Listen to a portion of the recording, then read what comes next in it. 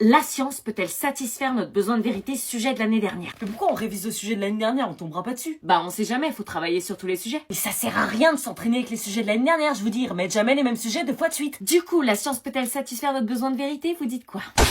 Aristote dit qu'on se tourne d'abord vers la science parce que tous les humains désirent naturellement savoir. Ouais, et il appelle ça l'étonnement, cette curiosité qui nous différencie des animaux. Ah oui, c'est vrai. Arrête de regarder ton portable, on bosse. Ouais, j'arrive. Descartes et la métaphysique, vous oubliez? Mais pas du tout, ça a rien à voir. Bah évidemment que si, il dit que la métaphysique c'est le fondement de toutes les sciences, pile dans le sujet. Mais tu te rends compte que t'es en train de raconter des conneries là? N'importe quoi, c'est Kant qui dit ça. Oh non, ça commence. Mais t'as fumé ou quoi? Je l'ai écrit sur ma fiche. Le prof a dit l'inverse hier. Allô? Mais t'es taré ou quoi? Attendez, je comprends rien là. Aristote, il a vraiment dit que c'était d'abord vers la science qu'on se tournait pour connaître la vérité? Bah oui. Mais non. Oui ou non? Je te dis, c'est Nietzsche qui l'a dit. Bah vas-y, on regarde sur internet. Mais sérieux, on peut pas être serein là? Tiens, Théma. Aristote. Alors, c'est qui avait raison? Allez, c'est bon, j'abandonne, je révise tout seul chez moi. Ouais, moi aussi. Bah attendez, ça me stresse plus qu'autre chose de réviser ensemble. Bah sinon, on passe aux maths. Attendez, la formule de la dérivée. C'est x fois x moins 1. Non. Bon allez, je me tire, c'est contre-productif. Plus jamais de révision en groupe.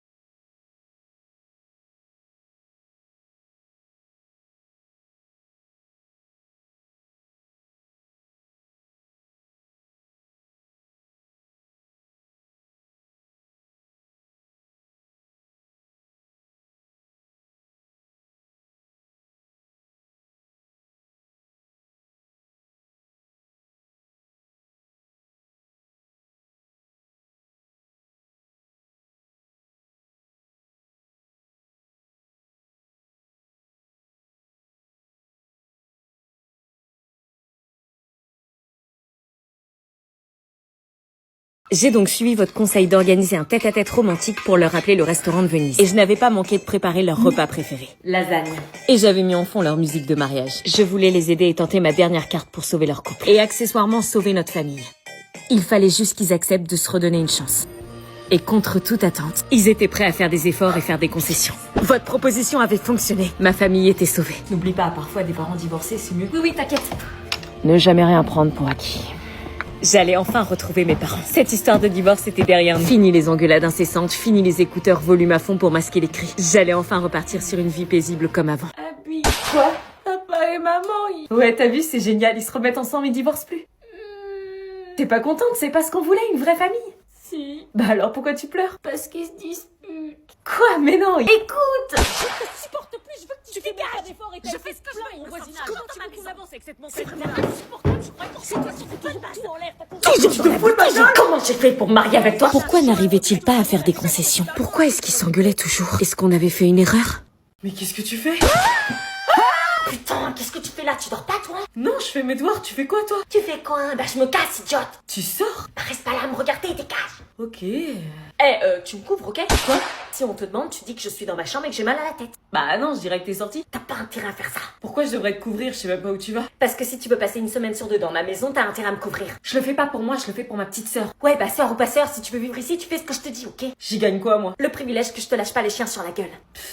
Casse-toi maintenant. Mais sérieux, tu vas où? Je vais à une teuf. Pourquoi tu passes pas normalement par la porte? Parce que mon père m'a interdit d'y aller. Et pourquoi? Parce qu'il y aura de l'alcool précoce. Ça va les questions? Tu connais toute ma vie aussi? Vu qu'on va vivre sous le même toit, j'ai besoin de savoir à côté de qui je dors. Bonne soirée. Attends! Quoi?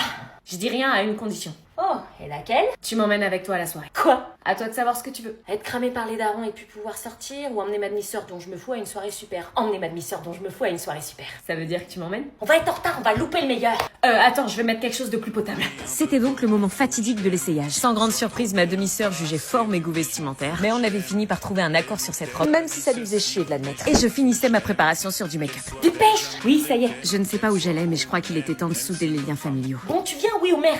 J'y vais bien, on est d'accord? Elle est où la soirée? C'est une soirée chez Étienne. Étienne, c'est qui? Tu vas le voir bien assez tôt. Bon, tu montes? Ok. 12 allées Aristide Briand, s'il vous plaît. Tu sors souvent en douce comme ça? Depuis que mes parents sont divorcés, tous les soirs. Il est bizarre le chauffeur, non? Non, je sais pas. Il nous fixe dans son rétro. Bon, t'arrêtes de te poser des questions sur tout, là. Il est bizarre quand même. Une fois qu'on est à la soirée, t'es pas ma demi-sœur, ok? Bah si. T'es juste une connaissance du lycée. Pourquoi tu m'as amené alors? J'avais le choix. Excusez-moi. On n'est pas sur la bonne route, il fallait prendre à gauche au rond-point. Excusez-moi. Attends, c'est pas la bonne route là? Bah non, qu'est-ce qu'il fout, le mec? T'es sûr qu'il a la bonne adresse? Bah oui, pourtant, regarde sur son GPS. Et ça arrive souvent ça?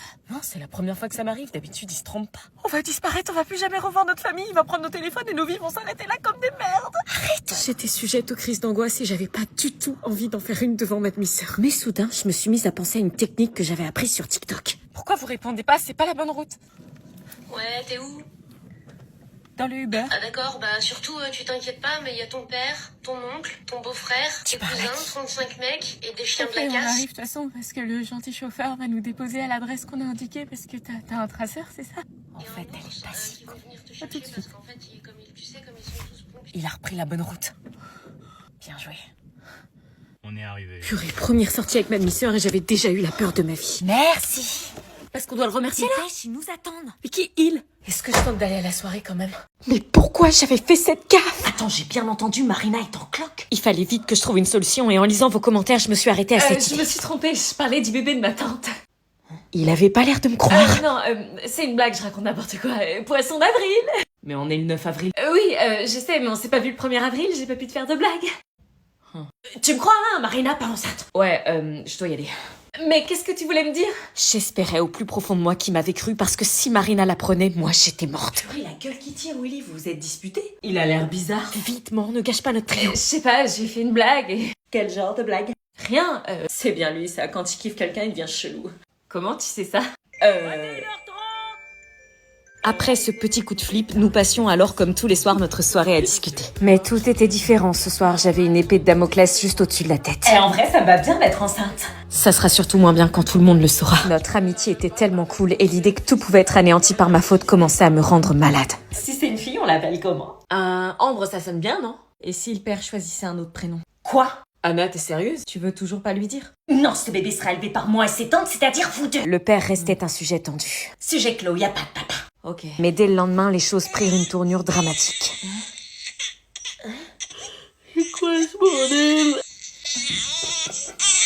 Pourquoi j'entends des cris de bébé? Oh non, comment les autres pouvaient savoir? Est-ce que Willy m'aurait pas cru et aurait tout capté? C'est des gamins, laisse. Mais durant le petit-déj, les doutes se confirmaient. Il va bien, bébé?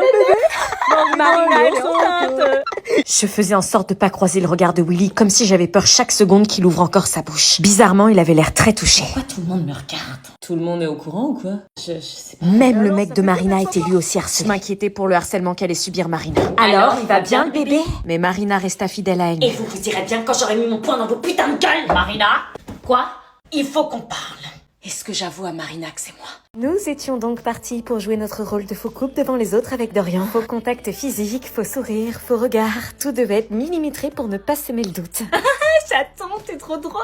Même rire à des blagues débiles. Dorian me plaisait pas, je crois que j'avais envie de vomir à chaque fois que je le touchais. Mais dans quel pétrin est-ce que je m'étais encore fourrée? En revanche, depuis le début de ce faux couple, j'appréciais énormément la colo. Je m'entendais avec tout le monde m'intégrait dans les conversations. Et on passait notre temps à rire sur les animateurs et à raconter notre vie. L'ambiance dans la chambre était vraiment ouf. J'aurais jamais cru qu'on avait autant de points communs avec Julie.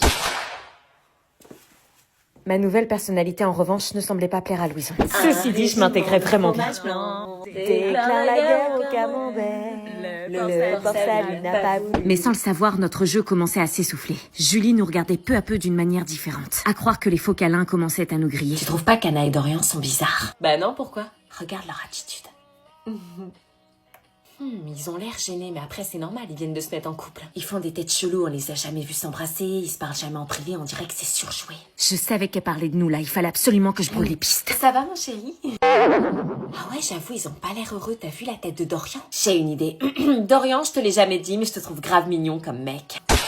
Ah ouais? Elle dit rien alors que c'est son mec. Ouais, tu dragues mon mec là. Bah embrassez-vous alors. Quoi? Bah ouais, au final, on n'a jamais vu. Puisque c'est ton mec, prouve-le. Mais on s'est embrassé dans la suite de l'amour. Pas prouvez-le. Bah ouais, embrassez-vous. J'allais vraiment devoir céder pour m'enfermer encore plus dans mon mensonge. Est-ce que j'embrasse Dorian ou est-ce que je refuse? Je venais d'arriver à la colo et l'endroit me donnait déjà envie de vomir. Bienvenue dans le repère des aventuriers du Stay. Vous êtes ici chez vous. Pendant ces vacances, vous n'avez qu'un seul objectif, kiffer. Vous a préparé du lourd avec une activité organisée par jour. Comment il pouvait être aussi heureux d'aller en colo? Genre, vous êtes vraiment content d'aller en colo? Vous préférez pas rester chez vous? Non. Passons aux choses sérieuses. Pour assurer la répartition dans les chambres, vous allez former des groupes de 2. Ce sont des lits superposés et pas de garçons ni de filles dans la même chambre. Quoi? Des lits superposés? Ma phobie. Bah si ce sont des lits superposés, on peut se mettre avec un mec alors. Grave. Non, pas de mélange, je veux pas de bébé avant la fin de l'été. Allez, premier groupe. Bah moi avec Laetitia. Grave. Ok, mettez-vous bien côte à côte que je vous vois bien. Suivant. Moi avec Graciela. Oh putain, je parie que je vais me retrouver dernière. Oh non, je veux pas être la dernière, trop la honte. Moi avec Dorian. Fais un sourire pour montrer que t'es sympa et donner envie. Ok, vous êtes plus que 3. Louison, tu te mets avec qui? Oh non, je veux pas être la dernière. Pitié, fais un bruit, fais-toi remarquer. Coucou. Alors, tu choisis qui? Phébé. Pourquoi Phébé? On s'est parlé sur l'air d'autoroute et on était gênés toutes les deux, on n'aime pas la colo. Personne se met avec la nouvelle? Elle était sérieuse de m'afficher comme On ça. va pas laisser Anna toute seule. Bon attends, on va te mettre avec Julie. Quoi? Non! Tu es la plus ancienne de la colo, tu connais les locaux comme ta poche, tu vas lui faire visiter, lui faire découvrir tous les dessous magnifiques de la colonie de vacances. Putain, je crois que c'était la personne la plus antipathique de la bande. Je te fais visiter, t'as intérêt à écouter parce que je le ferai pas 2 fois. Oui, t'inquiète, je suis pas teubée. Bon, bah là c'est la salle à manger. Ok. Là, c'est les toilettes et les douches. Ok. Et là c'est notre chambre. C'était donc pas une blague, des vrais lits superposés. Et ça c'est mon lit là-haut. Non, j'aime pas être en bas dans les lits superposés. Désolée, je préfère être en haut. Bah moi non plus, j'aime pas être en bas. Eh bah, puisqu'on n'est pas d'accord, on règle en pierre-feuille-ciseaux. Quoi? Comme ça, le gagnant dort en haut, c'est plus juste en un point. Ok. 1, 2, 3, pierre, feuille, ciseaux. Yes. Putain, j'ai gagné. Fais pas la maline. Non, je fais pas. Préparez-vous pour la plage, on va surfer. Quoi? On va faire du surf? Comme chaque année, on commence par le surf. Mais je sais pas surfer, moi je vais me taper la honte. C'est pas mon problème. Est-ce que je fais semblant d'être malade pour pas y aller ou est-ce que j'y vais quand même? J'avais vraiment fait une connerie, mon inconscient était en train de me tromper, José m'en voulait à mort. Je te jure, c'est toi que j'aime. Alors pourquoi tu balances son nom dans tes rêves? Tu penses à lui? Comment veux-tu que je te croie? Je sais pas, ça fait 5 ans qu'on est ensemble, ça te suffit pas comme preuve? Je mérite pas ça. José. À cause de mon erreur, notre couple en avait pris un sacré coup. J'arrivais même pas à croire qu'on allait se marier dans 2 semaines. Je m'en voulais énormément, mais j'en voulais encore plus à Marina qui avait fait revenir Willy dans ma vie. Ma vie à moi était devenue un enfer depuis cette nuit-là. Un cercle infernal qui recommençait perpétuellement chaque jour. Avec toujours le même scénario, il n'avait plus confiance en moi. Willy essayait de m'appeler tous les jours, mais jamais je ne répondis. L'équation avait déjà trop d'inconnus. Nous n'étions que des fantômes l'un pour l'autre. Très loin des jeunes futurs mariés heureux de débuter leur vie ensemble. Par exemple, le repas, qui était pour nous un moment de partage très important, ne se partageait plus. José ne faisait à manger que pour lui, comme si je n'existais pas. Tu m'as rien laissé? T'as qu'à demander à ton Willy. Qu'est-ce qui m'agaçait quand il réagissait comme ça? Il enfonçait le couteau dans la plaie, on risquait pas de progresser à ce rythme-là. Malgré tout ça, chaque soir, je tentais quand même de dormir avec mon futur mari pour apaiser les tensions. Mais c'était à sens unique. Nous faisions donc chambres séparées le soir, et je me retrouvais seule, avec mes doutes, mes remords, et la date du mariage qui approchait sans savoir s'il allait vraiment avoir lieu. Et chaque matin, depuis plusieurs jours, le réveil se faisait sans un mot. J'essayais alors par tous les moyens de trouver des solutions pour sauver mon mariage. Bah mets-toi à sa place aussi, moi je t'aurais foutu dehors. Oui, bah c'est de ta faute tout ça. T'aurais jamais dû dire à Willy que j'étais là, donc tu me sors de la merde. Bah je sais pas, prépare-lui un petit dîner sympa romantique. Un dîner romantique? Bonne idée. Il fallait sortir le grand jeu. Guirlande de fleurs, pétales de rose, tout y était. Allez Céline, ce soir, je compte sur toi. Salut, qu'est-ce que tu fais? Tu penses pas qu'il serait temps de parler? Et c'est ainsi que nous entrions dans la phase de réconciliation. Soit tu te maries avec moi et tu lui parles plus, soit on se sépare et il reste dans ta vie. Est-ce que je dois éloigner Willy?